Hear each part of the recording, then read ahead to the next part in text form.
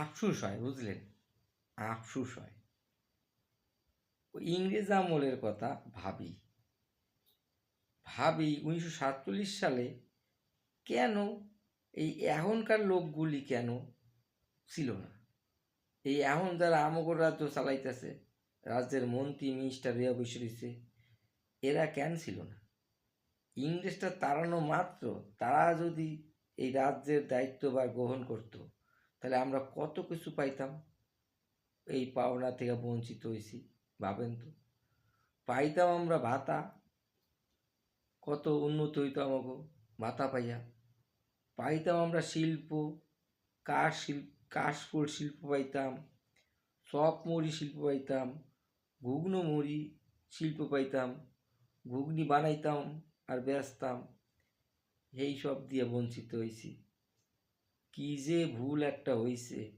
নেতাজি সুভাষচন্দ্র বসু তখন না যদি এখন আইতো, তাহলে দেখতাম উনি কি করে। ক্ষুদিরাম বসু তখন না যদি এখন আইতো, আমরা দেখতে পারতাম ওনরা কি করে। বিনয় বাদল দীনেশ ওনরা তখন না যদি এখন আইতো, দেখতে পারতাম। এই লোকগুলি সেই সময় কেন ছিল না?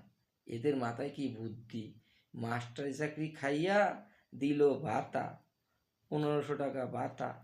এগো কি বুদ্ধি কন্ত!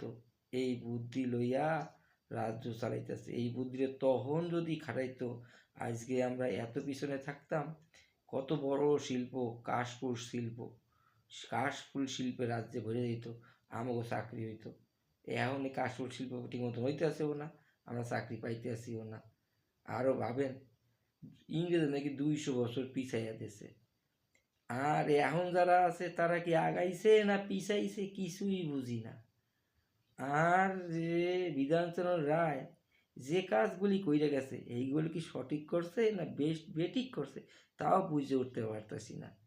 এই সল্টলেক তৈরি করে গেছে, দুর্গাপুর শিল্পাঞ্চল তৈরি করে গেছে, বারাকপুর শিল্পাঞ্চল তৈরি করে গেছে, কল্যাণী শিল্পাঞ্চল তৈরি করে গেছে বিধানচন্দ্র রায়।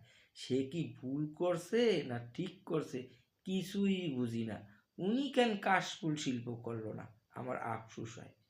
উনি তাইলে ভুল করছে, আমাকেও এখনকার বর্তমান মন্ত্রী মিনিস্টারগুলি ঠিক করছে। আর এই বুদ্ধিজীবীরা তখন কেন ছিল না?